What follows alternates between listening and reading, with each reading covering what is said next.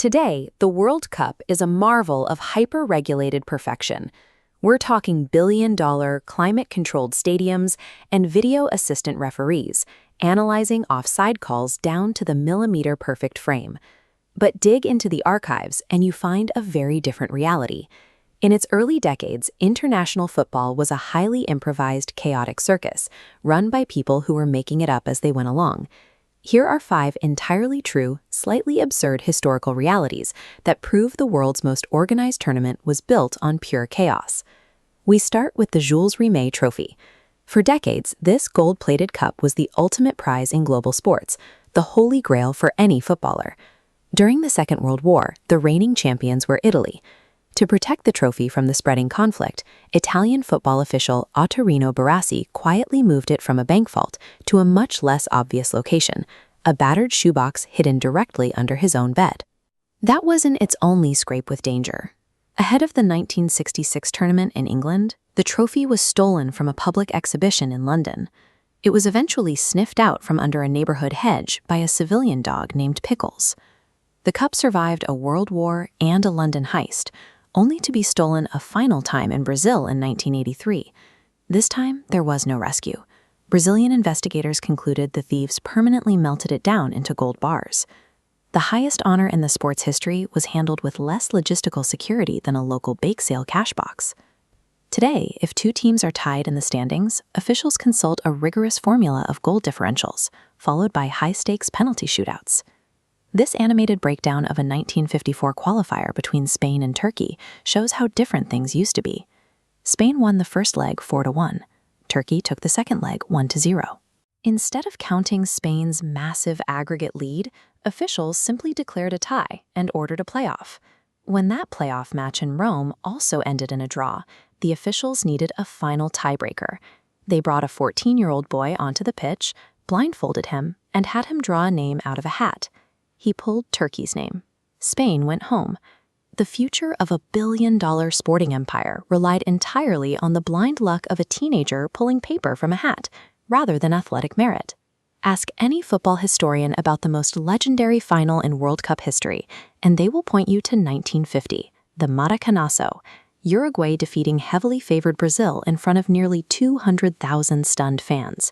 But the 1950 tournament didn't actually have a scheduled final match. FIFA replaced the traditional knockout bracket with a 4-team round-robin group. Whoever accumulated the most points in this grid would be crowned champion. It was a pure coincidence that the final scheduled match happened to feature the 2 teams leading the points table. The most iconic pressure cooker final in the history of the sport was entirely a bureaucratic accident. Modern national teams deploy armies of tacticians and sports scientists. In the 1930s, national squads were treated a bit more like personal playthings. Romania's King Carol II seized power just 35 days before the 1930 tournament. He personally selected the national roster. When an English oil company refused to give his chosen players paid leave, the king threatened to shut down their operations completely. The executives caved immediately, allowing this exact group of men to travel to Uruguay on the king's orders.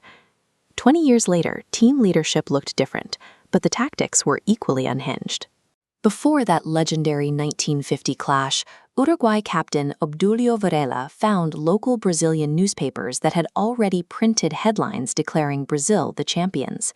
Varela bought 20 copies, scattered them across the bathroom floor of his team's hotel, and ordered his teammates to literally urinate on the premature headlines before heading to the stadium. Early World Cup success relied heavily on royal threats and bizarre psychological warfare, long before tactical coaching. 1950 World Cup, the story that India withdrew from the tournament because FIFA explicitly banned them from playing barefoot. The actual reasons for India's absence were much more grounded.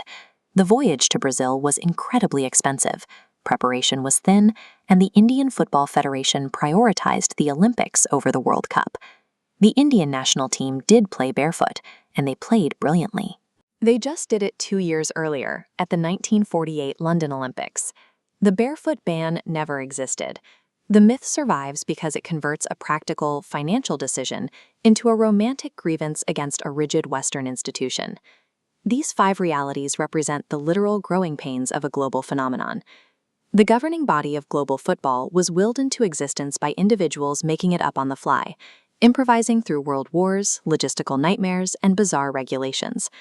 Today, we analyze the millimeter precision of a video replay and forget the era of Pickles the dog and blindfolded teenagers.